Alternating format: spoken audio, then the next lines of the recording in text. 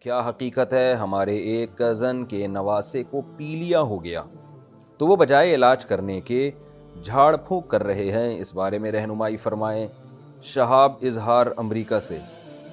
دیکھیں، کسی بھی بیماری میں رقیہ یہ جائز ہے، جھاڑ پھونک، مطلب یہ کہ سورہ فاتحہ پڑھ کے مریض پہ دم کر دیں، یا وہ حدیث میں جو دعائیں آئی ہیں، اسأل اللہ بسم اللہ ارقیک ان یشفیک من کل اذی یؤذیک، اس طرح کی دعائیں ہیں، تو کوئی بھی دعا پڑھ کے جو قرآن و سنت سے ثابت ہو، وہ اس میں کوئی حرج نہیں ہے اس پہ پھونک لگانے میں میت پہ۔ لیکن یہ جو پیلیا آج کل جھڑوایا جا رہا ہے نا، وہ گلے میں پتے ڈال دیتے ہیں اور پھر پتہ نہیں کیا کر رہے ہوتے ہیں، عجیب عجیب سے ٹوٹکے کر رہے ہوتے ہیں، اور میں نے تو یہاں تک دیکھا ہے وہ کان سے پیلیا نکال رہے ہیں اور وہ پیلا رنگ نکل رہا ہے۔ تو ان ٹوٹکوں کا قرآن و سنت سے کوئی ثبوت نہیں ہے۔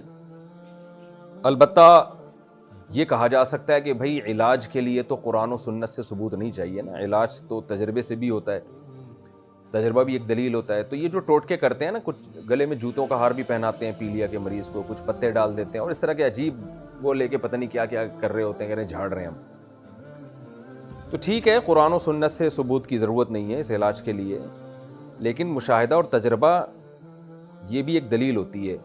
مگر میرا مشاہدہ، میرا تجربہ یہ ہے کہ یہ جو جھاڑ پھونک کرنے والے ہوتے ہیں، ان کے پاس سوائے نفسیاتی طور پہ مریض کو مطمئن کرنے کے اور کچھ بھی نہیں ہوتا، اور اس میں ہندوستان پاکستان میں بے انتہا غلو ہے، پیلیے کے مریض کو پتہ نہیں کیا کیا جھڑوایا جا رہا ہوتا ہے۔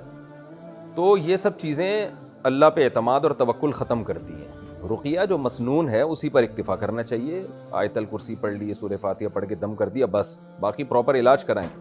یہ جو پتے گلے میں ڈالنا، جوتے ڈالنا اور پتہ نہیں اور بھی ٹوٹکے کر رہے ہوتے ہیں، کاغذ کی کپی بنا کے کان کے قریب رکھتے ہیں، پھر اس کو ہلاتے ہیں تو کہہ رہے ہیں پیلا رنگ نکل رہا ہے، سوائے نفسیاتی کھیل کے اس کی کوئی حیثیت نہیں ہے۔ اور یہاں تک بھی غلو ہوتا ہے کہ لوگ کہتے ہیں پیلیا اس کے بغیر اترتا ہی نہیں ہے۔ انگریزوں کو بھی یرقان ہوتا ہے، پیلیا ہوتا ہے، وہ کیسے ٹھیک ہو جاتا ہے؟ عربوں کو بھی پیلیا ہوتا ہے، وہ کیسے ٹھیک ہو جاتا ہے؟ تو یہ خامخواہ کی ایک بات ہے، جب آدمی اپنے ذہن میں ایک چیز کو پہلے سے بٹھا لیتا ہے نا، تو اسے پھر ہر چیز اسی طرح سے نظر آتی ہے۔ تو اس کی نہ کوئی شرعی دلیل ہے، نہ کوئی تجربے سے دلیل ہے۔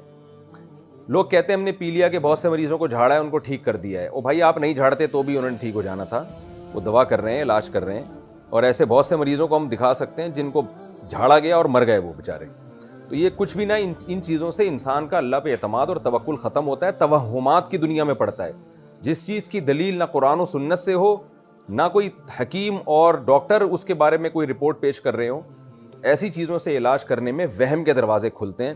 کل کوئی اور آ کے کچھ اور شروع کر دے گا، پتہ نہیں کیا کیا ٹوٹکے ہو رہے ہیں۔ تو ہمارے ایک دوست ہیں، میں نے یہ بیان میں بھی واقعہ بتایا، ان کے بچوں کو پیلیا ہو گیا تو انہوں نے کہا میں نہیں یہ جھڑواؤں گا، میں سیدھے علاج کروں گا، باقی دم کروں گا ان کے اوپر جو رقیہ شریعت میں ہے۔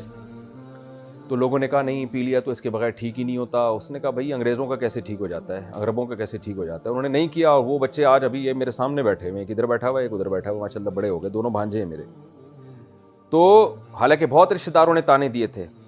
تو یہ چیزوں سے اپنے آپ کو توہم کی دنیا سے، وہم پرستی کی دنیا سے نکالیں، ان میں کچھ بھی نہیں رکھا ہوا، یہ ڈنڈیوں سے جھاڑ رہے ہوتے ہیں اور پتہ نہیں کیا کہ یہ سب نظر کے ایک وہ اگلے کو نفسیاتی طور پہ مطمئن کرنے کے ایک طریقے ہیں۔